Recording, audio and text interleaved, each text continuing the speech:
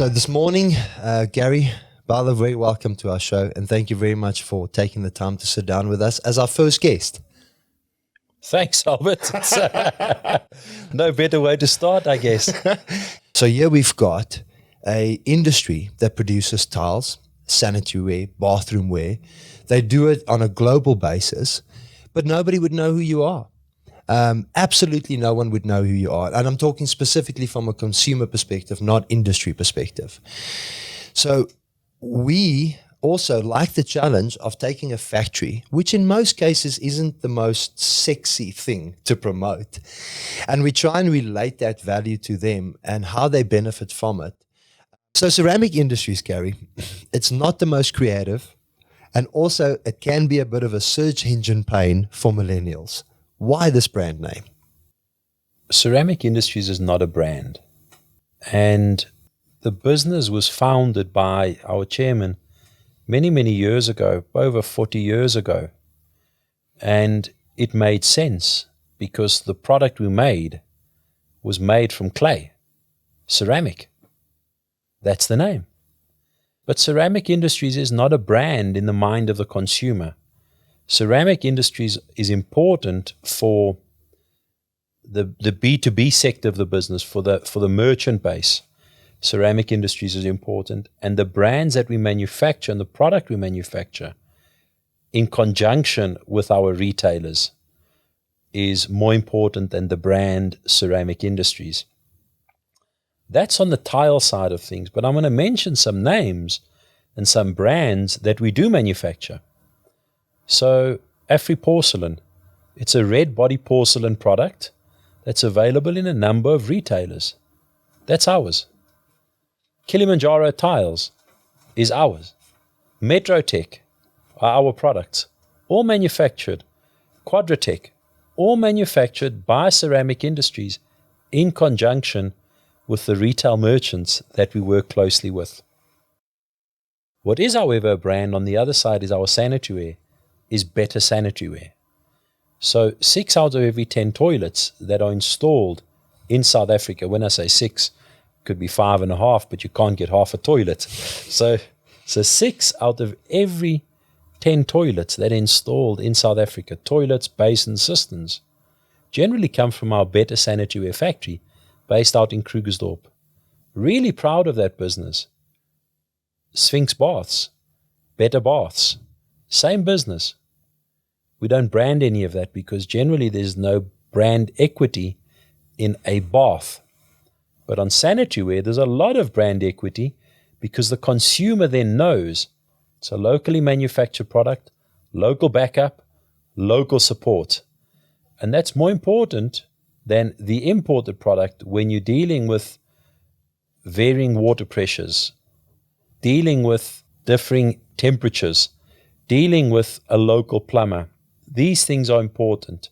So we spend more time focusing on the brand equity of better sanitary ware than what we do of the tile factories. To the retailers that purchase and stock you, you certainly are a brand. Because you're a factory as it stands here, but once you back up your product, provide service to it, have people in it that has innovation and a vision and a mission for what you want to do, obviously that starts becoming a brand. But it's an industry brand. And consumer brand, hopefully, is what we're going to try and help you to do here, so that people understand you can't buy directly from Ceramic Industries, but now all of a sudden when you buy, you know what sits behind it and who sits behind it. I'm going to give some of the retail names, if you don't mind. I would, please. You know, and you mentioned, and the retail network would be a CDM, an Italtile, a Top T, a Cash Build, a Tile Africa, a Builders Warehouse, a Taltoria. Union Tiles, a Taltoria, so many smaller, the independents, a Laduma Hardware, a SI Hardware, a Rico Deco, wherever you are in the country, probably 60% of the merchants out there would carry a tile or toilet or bath from Ceramic Industries. And you don't see the name Ceramic Industries. Yeah. The brand equity is held in the merchant base that the consumer is buying from. So me and you today, our challenge is to take a boring subject, and I say boring very lightly because I find very passion in it. I find huge value in those conversations, but we have to get consumers to start understanding it slightly better. And that also there's humans behind all of this. It's not just machinery and software and probably AI as we develop a little bit more forward, but that there's humans behind this that drive strategies. So Gary, just before I kick off onto the questions and stuff, just give us a quick insight. What does Gary do on a daily basis for ceramic industries? For ceramic industries, commercial director, sales and marketing director, as you said, there's a number of different roles. I make my own tea, I make my own coffee, get around and do what needs to be done. And I think the important part is I get in front of the customers. In our case, the customer is the merchant, not necessarily the consumer. And it's trying to understand what turns the consumer on, relating it back to the customer, and seeing how we can package what we need to package for the customer and ultimately the consumer. So I guess that sort of encompasses what I do on a daily basis, whether it be understanding the fashion, the design, the production planning, the demand planning, the conditions, what's happening with load shedding, where are we with clay, our glazes coming in, have we got the right packaging? It encompasses all of that. I think the most time in a day these days is spent motivating people. We have a challenging environment out there at this stage. And to keep the team motivated, the team that services Namibia, Botswana, Zimbabwe, Zambia, Malawi, to the team that is servicing Lesotho, Bloemfontein, KZN, Eastern Cape, Western Cape, trying to keep them motivated in these times is challenging. And that's what I do on a daily basis. Something you said to me very interesting also is consumer spend and consumer mindsets in the last 3 years, and what they prioritize to spend onto, what they prioritize to do financially in their households. And one of the things that I thought is if you say ceramic tiles or ceramic, you relate that normally to a tile. But in your own words, ceramic has so much more applications. Just explain to us quickly, what is ceramics? So ceramic is a product that's made from clay, whether it be tiles, whether it be bathroom ware, meaning basins, pedestals, cisterns, pans, whether it be tableware, anything made from clay is ceramic. There are, however, misconceptions in the market with regards to porcelain. So porcelain is also ceramic. But porcelain, in South African terms, is something that has got a white body. As opposed to the real terminology, porcelain is it relates to the water absorption of the product. So for me, ceramic has different legs. It could be a ceramic wall tile, it could be a ceramic floor tile, it could be a ceramic paver, it could be a ceramic toilet, it could be a ceramic.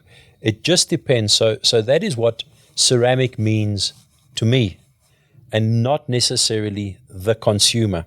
Because to us, when you think about tiles, and we'll dive into it, because obviously tiles, we think floor tiles, yes, home tiles. Yep. Let's say that's a relatable term. But then there's roofing tiles, there's wall tiles, and different applications. And to us, it's probably, I go into the retail store, I see what I like, based on design, maybe based on size, and the details behind that sort of become secondary. It's the first visual effect. Yeah. But this is the exciting part to me, is that when you look at that product, to have a slightly deeper, and not all the technical understanding, but just to have the understanding that behind that one tile or one block is so much passion, innovation, thinking, keeping up the whole time with new ways, making it efficient, cost effective. But we should be concerned with the quality of that application. That's really where consumers are interested in. Yeah. The stuff, will it last 6 months? When it chips, can I replace this tile, as an example? Does the color grades change, as an example? So just give us an idea when it comes to the quality. What is consumers supposed to look at when it comes to ceramics and the quality? How do you choose a tile as Gary going into the stores? Albert, I'm glad you put it that way. So let me try to make it as simplistic as possible. And for the purpose of our conversation, I'm going to refer to ceramic as floor tiles, not necessarily wall tiles, not necessarily sanitary ware. I'm going to focus on floor tiles in this case. Now, in a floor tile, you get a colored body floor tile, you get a full-bodied floor tile. A full-bodied tile means that if the tile chips, you won't notice it because it's the same color on the surface as what is through the body. Okay. That's the full body.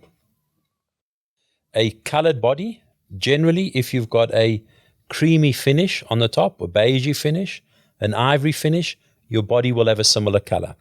If you have a taupe or terracotta color, it will be a browny terracotta color body. If you have a gray or charcoal color, your body will be gray or charcoal. Those are the three sort of colors that you go with. The tile is, the full body tile is generally more expensive than a colored body or normal body, a through body. So the consumer would potentially look at a colored body because it's a little bit less expensive than the full body. You still see a chip. I'll see a chip because I'm in the industry. You probably wouldn't notice a chip if you've got a colored body or a little flake in the tile. I would notice it, and probably most people involved in the industry. Now, that is probably maybe 10% of all product production is colored body and full body. If you go to the general product that is manufactured, it's a clay. It's got an engobe. We call it an engobe, which is almost like a sealant. It stops the color of the body coming through. And then you have the decoration of the tile. And the decoration of the tile varies. Some like matte tiles, some like shiny tiles, some like pattern tiles, some like wood look tiles. There's a lot of knowledge and experience that goes into deciding what is the right tile for the size of tile that is purchased. I believe at Ceramic Industries, we have probably the world's best tile designer. The ladies who work within our team have got so much knowledge and experience. They understand what works in the Eastern Cape doesn't necessarily work in the Limpopo province. The Europeans have a different understanding of Africa to what we have. Yeah. And I think that's critical for where we play in the world. The red body or the red color, the rosa color that works in Europe doesn't work in South Africa. And what works in the Western Cape doesn't work in the Eastern. We have local, intimate knowledge of understanding that. And I believe we have two of the best designers in the world in our business in South Africa. So once you've decided on what the tile looks like, and you as a consumer will decide what the tile looks like, it's important to understand the hardness of the glaze. So if you've got a shopping center that you want to put the product in, you would want to go with a PEI rating of 4 or 5. Heavy duty and Heavy duty, yeah. Okay. Porcelain and Ceramic Institute, the PEI rating. So anything that's got a high rating, you would want to put into a shopping center. High traffic footfall? High traffic footfall. In a domestic use, homes, anything with a high 3 to 4, generally suitable.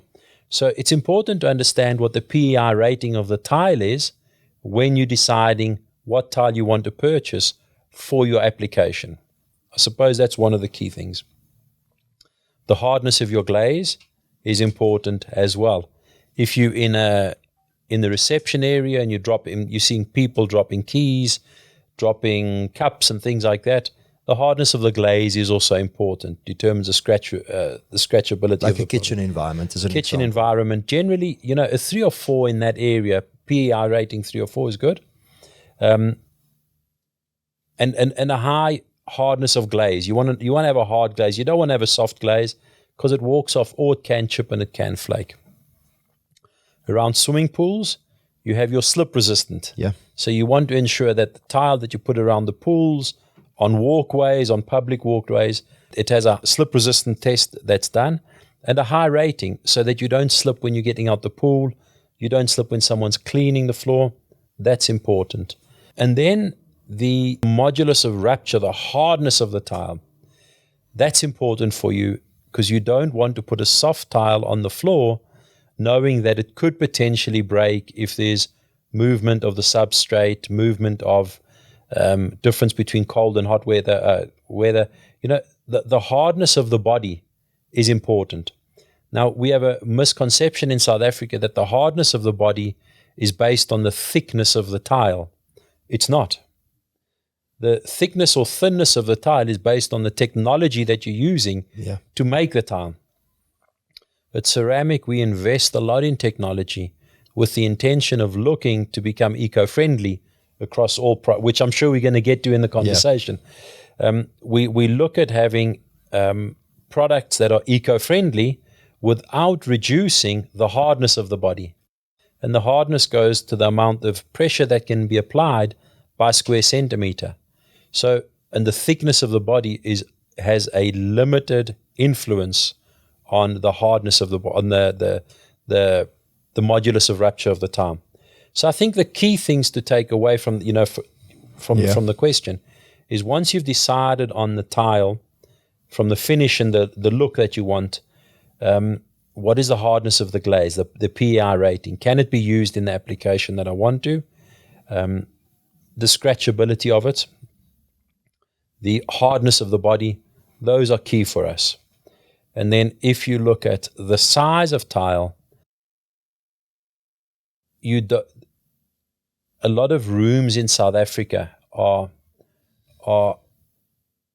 they small expanse areas. So you've probably got a 3x3, 4x4 room, and the dynamic of our consumer is that they generally do not have the affordability to do their whole house at once.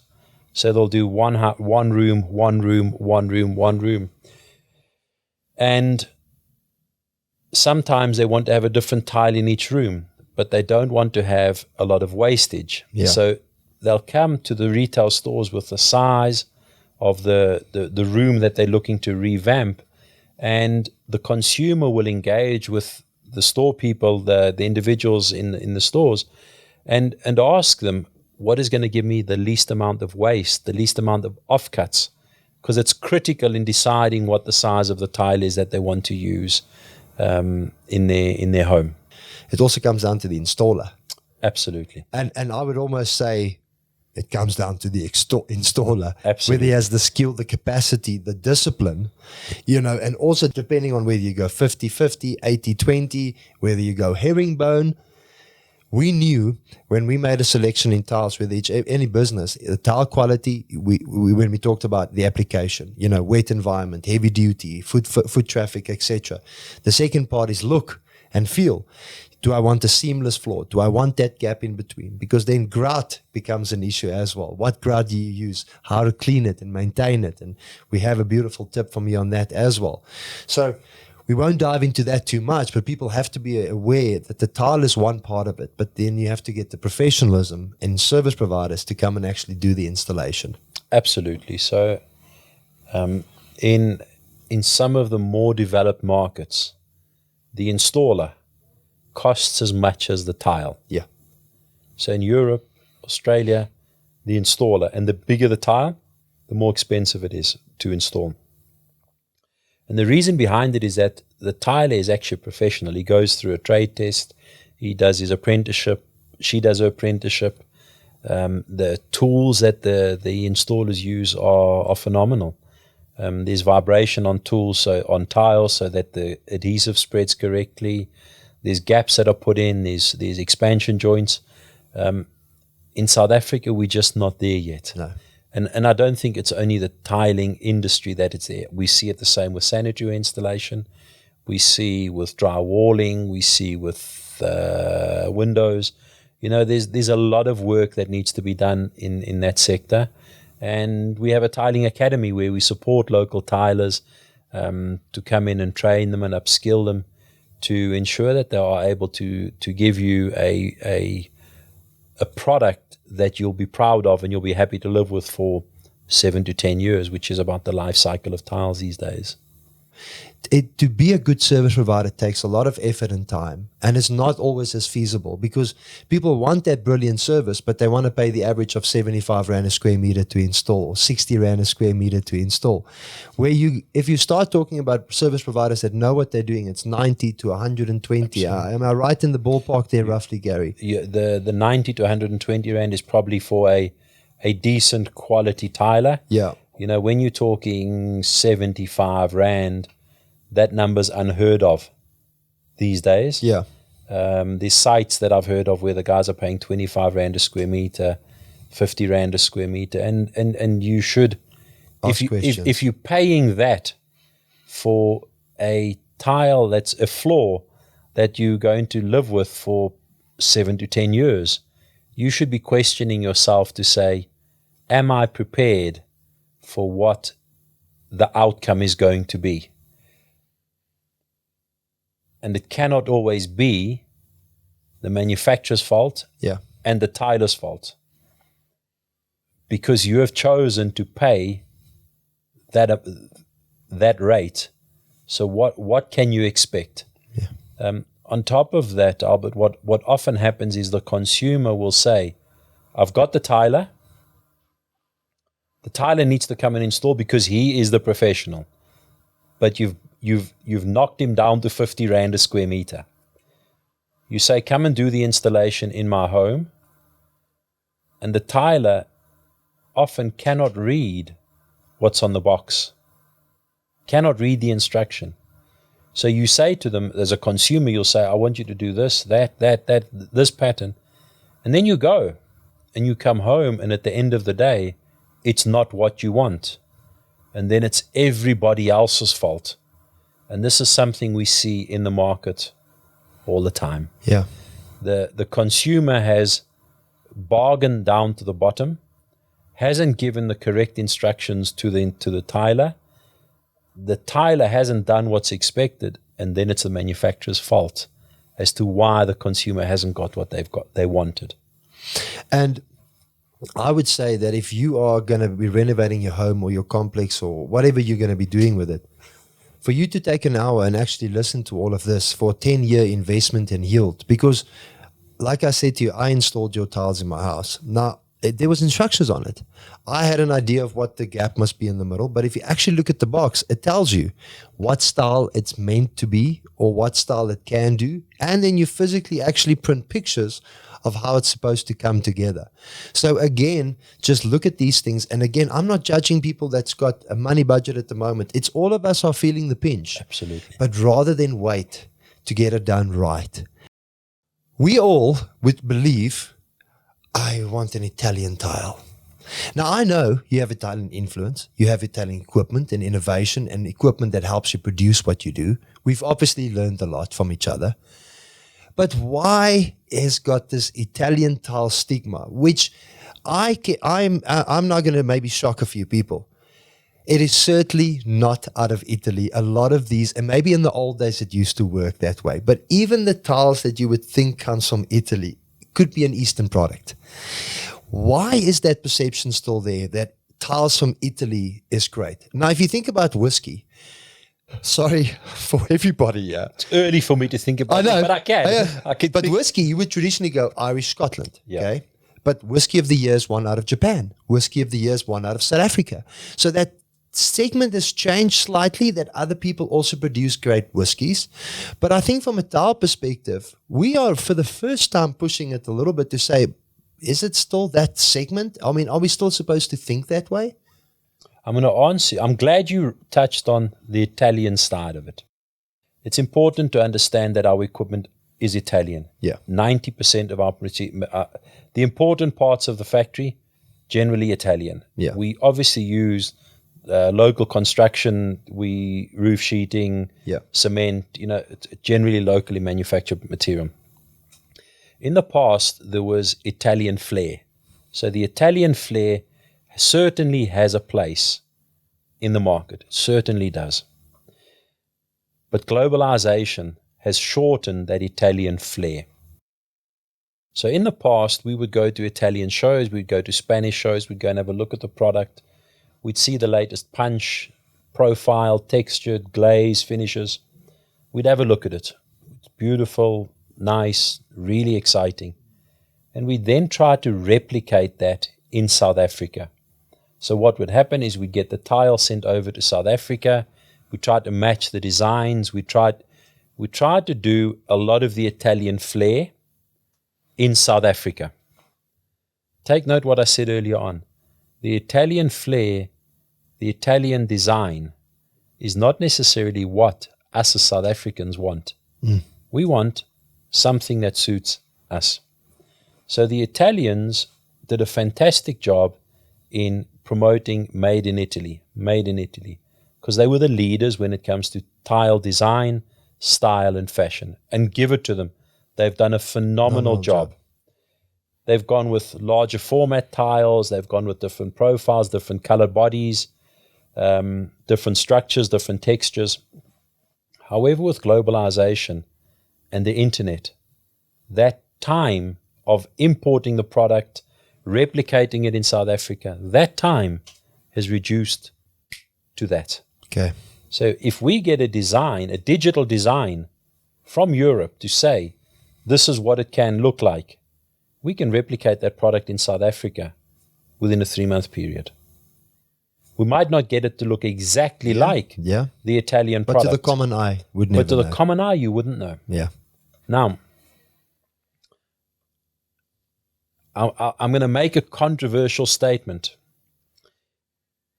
If you have tiles in your home, the brand equity, and listen carefully what I'm going to say, the brand equity that Italian tiles have on a global basis. If you have tiles in your home and you invite guests in and they walk in and they say, wow, Albert, these tiles are beautiful. Generally, there's 2 responses. Most people in the market do not understand what those 2 responses are.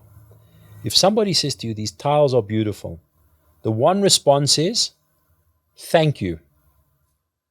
The other response is, thank you, they're Italian. Those are the 2 responses. That's what a great job the Italians have done. Yes. Nobody turns around and says, wow, thank you, they are ceramic industries. Wow, they are Samka tiles. Because to the consumer, they say, what does it mean? Yeah. So the factory that goes behind that, the machines that are going, the consumers, and we're okay with it. Yeah. The consumers really don't care whether they were made in the Samka factory or the Vitro factory or the NCI factory or the Griffin factory or the Pegasus factory or some of our competitors or the Johnson's factory. Or they don't care. The consumer just wants to know that they've got a beautiful Italian tile or they've got a beautiful tile. That's the difference. We spoke about now, just in principle, the application of tiles and how to maintain it. And you gave us quite a good tip when we had a quick technical glitch here for a second. So just take us through that again. Yeah, so Albert, the local is critical for us. If we look at our business, we try to source clay from quarries that are as close as possible to our factories. It's critical for us from a supply chain point of view and to ensure that we support the communities in which we operate. So we are key stakeholders in the communities. We support schools, we support football teams. We have a foundation, that the Italtile Ceramic Foundation. We support so many different communities in which we operate, and we're very proud of that. But going to the question on a little tip. So we find that there's a misnomer around the marketplace that you need to use lots and lots and lots of different cleaning detergents in order to clean your floor tiles. Generally, if you're cleaning your tile with a bucket of hot water, it generally will clean off. Generally, it will clean off. If you put enough elbow grease into it and it's a clean mop, you're generally fine. But if that doesn't work, there's nothing wrong with putting a little bit of white vinegar in a bucket with hot water, and generally it takes care of most stains and dirt on the floor. And that's not only with tiles, in your bath as well. If you've got a dirt mark in your bath, little bit of vinegar, hot water cleans it off. Taps, vinegar, hot water generally cleans it. Whereas what we generally do is we put a big detergent, some of the big brand detergents into it, something that's got a real chemical composition that actually damages the acrylic, or it will damage the chrome plating on a tap, or it will damage the glaze. And because we don't know, we continue doing it. But white vinegar, hot water, generally cleans most things. Well, thank you for that tip. I'm sure everybody will appreciate that. And when you talk about serving the communities, and I hope somebody listens to this when I say, so you've got 7 factories. Now, if I go to that community today and ask them about ceramic industries, there will be such a different answer than asking somebody that has no idea who you are. Because they will feel, well, this is what keeps the community going. We make an employment out of this. We generate income from this. They are good to the community. They help maintain economic footprint within the community in which we serve. There's a far more relatability to the areas in which you serve than outside of that. And again, we know that everybody's busy. We know that you have concerns at your home. You're going through things in your business. And we're not asking you to give us all your brain power, but to consciously know that when you make that purchase at a retail level, it has an immediate and direct traceability to where it serves and where it benefits from. And that's the consciousness that I think is actually not too much to ask of consumers. That the idea for us is that when we go and open up our fridge, we can almost say, oh, it's, Johnny is the guy that comes and delivers for it, or that farm is where that happens. And it's the same thing in our homes, the tiles that we sit on, the tiles that, I know it's just tiles, and it's almost, what's the emotional connection? But we braai around there. We gather families around it, and that listen, just so you know, this factory, these tiles that I have here, I can physically trace it back to the economic footprint and benefit that it serves South Africa, the communities in which it serves. And the biggest thing for me, and I think it's maybe time I bring this in, is that we are not saying, if we are not innovative, we don't offer good products, we can't back it up in service, we have no passion for what we do, don't support us then.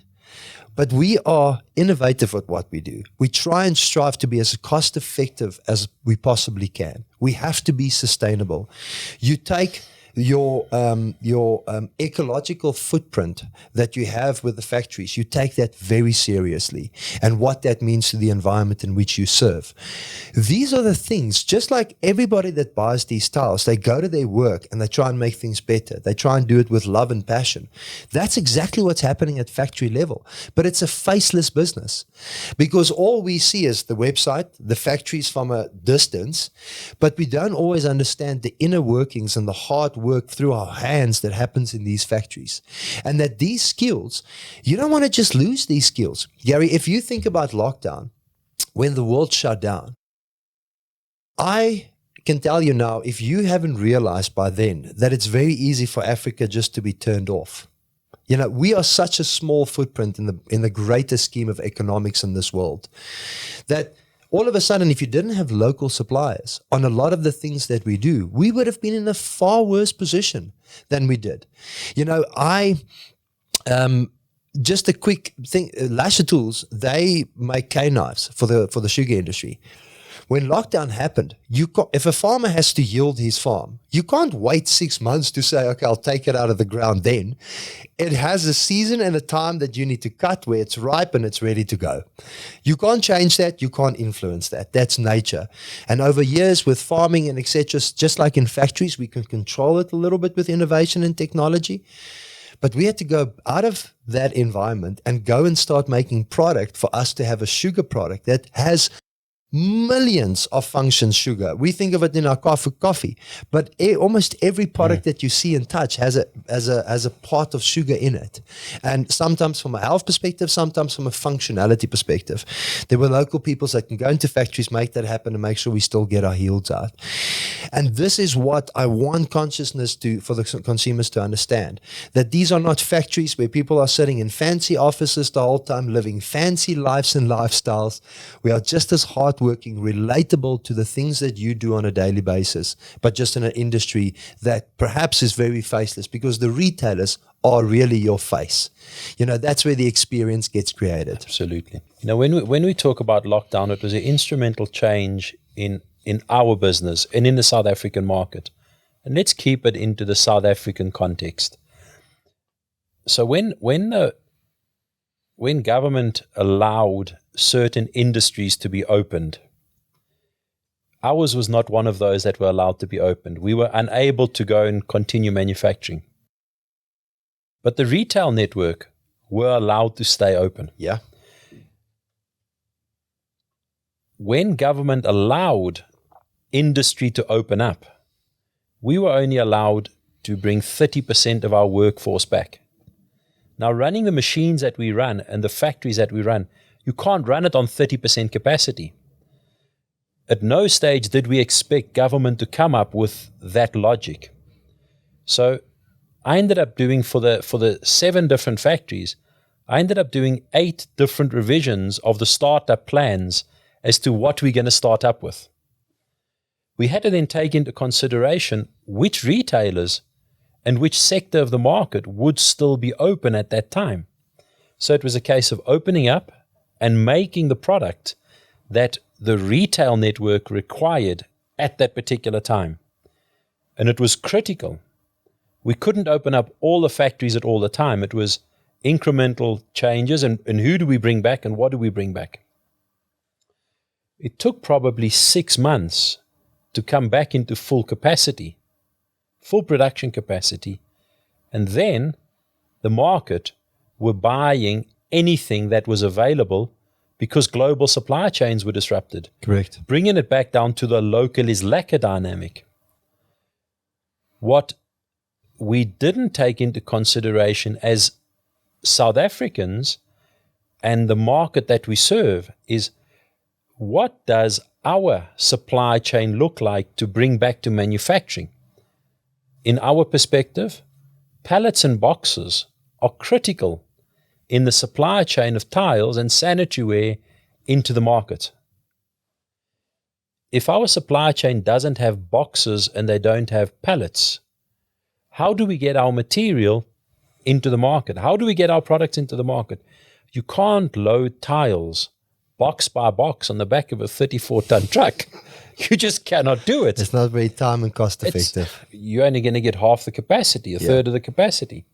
So it was critical for us to ensure that our supply chain and our trusted local partners also had the ability to supply the boxes, the plastic, the pallets, in order to get our products out into the market at the same time. And so that was post-COVID or post the COVID startup time. Load shedding has taught us to realize as well that you cannot only be reliant on that one source. You have to mitigate your risk and have a number of other different sources as well. So I needed to share that with you because I think it was a learning for all of us in South Africa that if we can get a local manufacturing industry working well, the opportunities are massive. But when we don't, we're in trouble. Gary, I'm so glad you shared that with us. And if I can just take it a step or add on to that, what people don't realize is that, again, just reminding you, we're not asking for emotional support. We're asking for support or conscious support because we are the best at what we do, because we are cost effective. And just think about the benefits here. We buy a tile, we support ceramic industries. No, you've got raw materials and people that rely on your capacity. They've got trucks, administrative offices. Their buildings have to be maintained, painted. Your building has to be maintained, your factory machinery. There's so many third parties that's involved in this downline economy of a factory or a raw material supplier, that your footprint is far greater than just, let's say, selfishly, your factories in which you serve. Absolutely. And that's massive. And we forget that. And you thinking one tile purchase, you can literally go home and know that you made an impact across tens of thousands. Because if you take, let's say, 1,200 people across your company from a Southern Africa perspective, that you can multiply by 10, 20, depending on which calculation you use, with the effect of that economy later on. And by doing this, before you know it, we can get ourselves to become a sustainable manufacturing environment, which not only serves the local market, but also globally. You know, the local is critical for us. If we look at our business, we try to source clay from quarries that are as close as possible to our factories. It's critical for us from a supply chain point of view and to ensure that we support the communities in which we operate. So we are key stakeholders in the communities. We support schools, we support football teams. We have a foundation, that the Italtile Ceramic Foundation. We support so many different communities in which we operate, and we're very proud of that. When it comes to factories, you need units. Everything changes when it comes to throughput of a factory. If you have short time, it has impact cost on you. If you can take your factory and you can say, I can make 1 million tiles today, as an example. If you get 1 million tile, it has a cost-effective benefit to the end consumer and the people that it serves. Am I right in saying all of that? Absolutely. Absolutely. So when it comes to the downstream and the upstream value chain, in our business, we send out between 70 and 75 super links per day. Super links of trucks, of product going out. That's a driver, and it's a logistics business.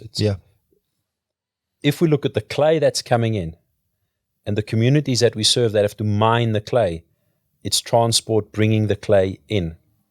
The glaze that comes in, the retail network we support. The retail network has to be selling that product onto someone, whether it be a Baldwin Properties, whether it be a Cozy Homes, whether it be a Rabi Properties, whether it be a M&L Construction, M&T Construction, wherever it is, it's being installed.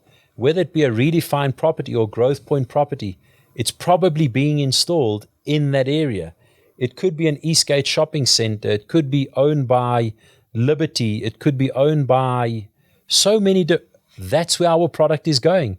And it could be a Checkers shopping center. It could be Mr. Price Home. It could be a liquor store. It could be Dischem. It could be Clicks.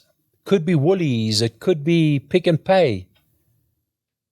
The names that I've mentioned to you, Albert, are locally lacquer South African companies. And look at the value chain that we're creating. Adhesive that gets installed, that's used to... Yeah. It's all a South African value chain. If we get that right, so much opportunity for us. So what's the most misinformed statement from customers and consumers in your game? The misinformed, for me, and probably for the entire industry, is the terminology porcelain.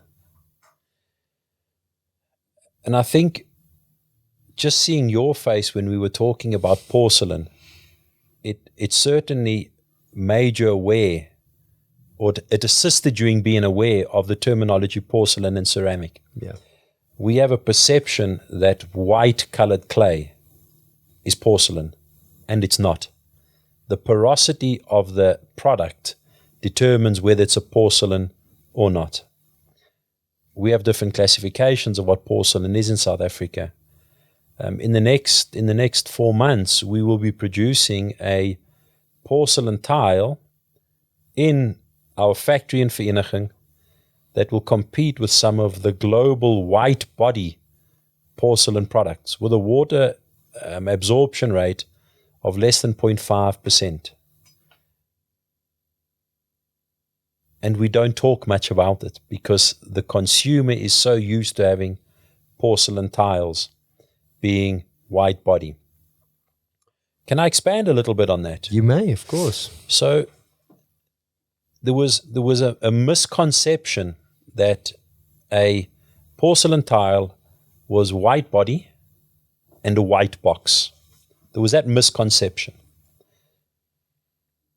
And the consumer didn't understand that it had all to do with the water absorption. So post-COVID, I really made a bold decision. Global supply chains were disrupted. Product couldn't come in from the east. Costs of bringing in product were exorbitant and increasing on a daily basis. And the market was pulling. Purple patch. It was a great time. So our merchant base that we deal with said, your shiny material from the Griffin factory, we can't buy it because it's a brown box and the consumer wants a white box. And it has to have 1.44 square meters in a box. So I said, okay, I'll go and make the bold move. And they wouldn't go with the Ecotech body, which is, it's efficient, it saves gas emissions, it saves clay, it transports better, a whole lot of benefits. I made the bold statement and said, we will make porcelain tiles, white body, shiny glaze, and put it in a white box. And instead of our normal branding, the branding will be porcelain tile. Because that's what the consumer wanted to see. We haven't changed from then. 3 years later, we're making the same product. We're making it in a white box. It says porcelain tile on there, and it's got 2.1 square meters in a box. So we changed we listened to what the merchant was saying. We adapted some of the situation. We did what was right for the business, for their community, for the supply chain, and it was a win-win for everyone. And that misconception of porcelain made us think differently about how we're going to approach supplying this shiny porcelain material into the market. How do you think tiles have revolutionized since the inception or development of tiles in the everyday home or the everyday space? I'm going to have to take it back to Italy at some stage, and then I'll take it to where we are at the moment. So the Italians have done a phenomenal job in revolutionizing the space from a water absorption, porosity, frost resistant, size of tile, thinness of tile, thickness of tile. They generally lead in that dynamic. And they lead because they're so close to the manufacturers of the equipment. So they work very closely with the manufacturers to get the right finish, the right texture, the right bodies, and that is integral. That drives where the market goes. And that will continue, in my opinion, it will continue driving where the market goes. Let's put it back into the South African industry now. So in the South African space, we were limited by the size of tile we could make due to the equipment that we had and the support that we had on that equipment. You think of it, if you've got an Italian manufacturer of equipment and they've supplied equipment to South Africa and you don't have local support, you have to wait for a month before the guy can get a visa to come to South Africa and support. You can't phone the guy. Technology has changed that.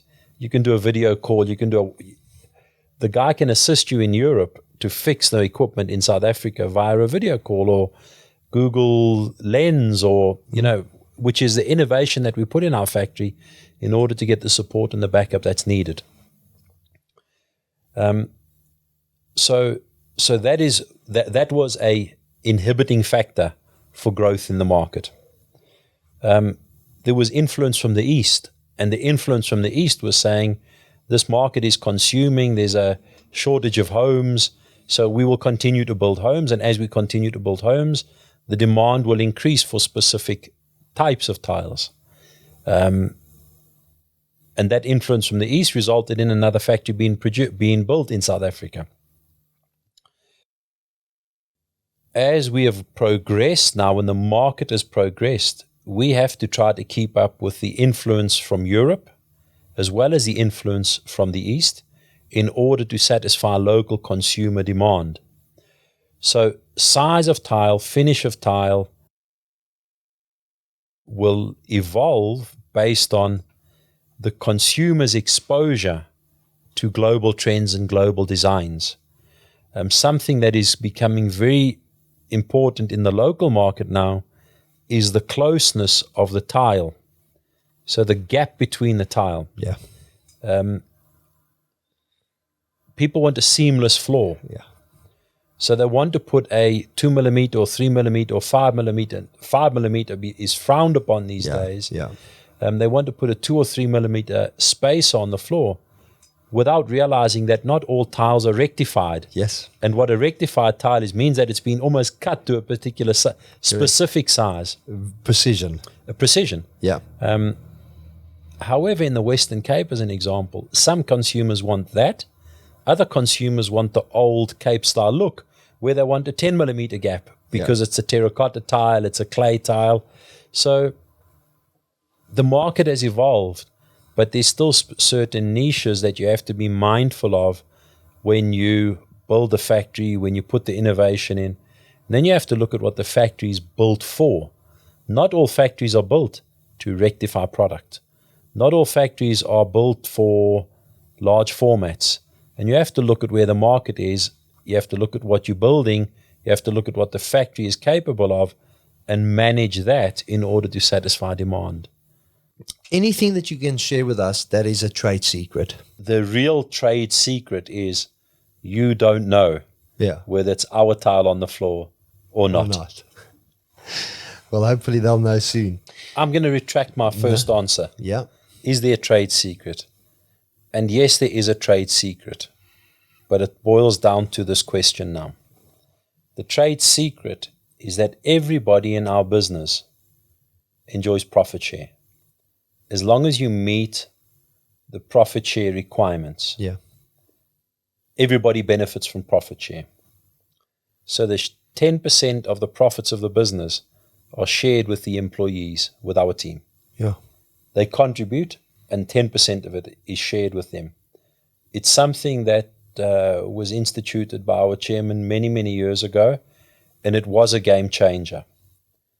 I say it was a game changer then, it still is a game changer now. The real benefit, and I'll give you a practical example. In our site in Hammanskraal, a few years ago, our biggest problem or challenge in the business was that we had insufficient space to build carports for the employees who benefited from profit share and purchased vehicles. We didn't have space to build carports for the guys who were able to buy cars and bring them to work. Yeah. I mean, wow. But what a beautiful problem. What a beautiful problem, but also not so foreseeable, in your planning. Something that was overlooked is the fact that people could buy cars, not on HP. People could buy cars with their profit share and drive to work. Yeah. Beautiful problem to have. Those people, and I'm talking from the first person that greets you into the factory, from the one that takes the forklift and drives the raw material to the plants, each one of them is a contributing factor towards the overall success of the business. Absolutely. Going back to my house today, I'm just looking at everything differently. And again, it is so important because when somebody says to me, but time, and I say, give me your social media quickly. Then I go on time spent for the day. And I do this a lot with a lot of people around me. And I say, okay, so an average of 2 hours a day, you're on social media, flicking through absolute no value add to your life. And I'm saying every now and again, you get a good advert that draws your attention for a product that's good, or, maybe some drama about the family that you can read and skin it about at home. But these are the type of stuff that if we just take a few minutes, listen to some of the conversations and answers, we would be more informed when we do our next renovation, when we do our next purchasing. And a lot of people invest in properties, understand what you're putting in there. If you invest in property and there's rental people in there, you probably want a more heavy duty application than, let's say, your personal home. And the last thing I will finish on my side is that Donnie and I, a partner of mine in the next business, we always used to say, when it comes to our home, it's different. When we source for a butchery, when you're building a butchery, it's a far more less emotional purchase, because you talk about practicality and longevity, and that can it still look good 3 years from now. But when it comes to your home, it's a far softer approach, because this is what you see every day. It's what you live and work in every day. And one thing I will say, what I really enjoyed about today is that when it comes to cleaning and maintaining these tiles, we got an incredible tip from you today. And Gary and I were saying that it's the mop killer, these rougher tiles that you see on the outside when you don't want slip tiles, is that how to clean it, and there is going to be a little bit of mop residue that stays behind in all of that. Don't panic about any of that stuff. We learned a lot more about the everyday tile that we see and engage with, but perhaps we'll give it a second look. I want to thank you, Gary, and the leadership there, the owners and shareholders, and that's now all of your staff there, for driving the South African economy, for innovating, and for making this to be so incredibly forward thinking, and so proud that we have a company like this in our backyard that supports us, produces for us, works with us, localizes everything that they do, and then empowering every little piece, every human that's within your business. From all of us, and for those that appreciate it especially, thank you to everybody involved within your business, and everybody that supports you, the retailers, the people that merchandise it, the people that install it with love and compassion. We thank you for what you guys are doing, and for those that are riding the wave and for keeping steady. Thank you very much for everything, and thank you for your time today, Gary. Thanks, Albert. Thank you. It's humbling, the words that you've used there. We wouldn't be who we are and what we are without the support from all of our suppliers, all of our team that work within the business, all of our merchants that we work with, the retail partners that buy our product, the proudly South African companies that install our product. We wouldn't be who we are without their support. And then from you guys, I think this has been a fantastic conversation, something to open eyes and open doors. And I agree with you that if we do spend a little bit more time as South Africans when we're doing a renovation, if we just spend a little bit more time searching about what we want to do, I think the industry does change. So thank you for that. Thank you for today. It's been really lekker. What a pleasure, Gary. All the best.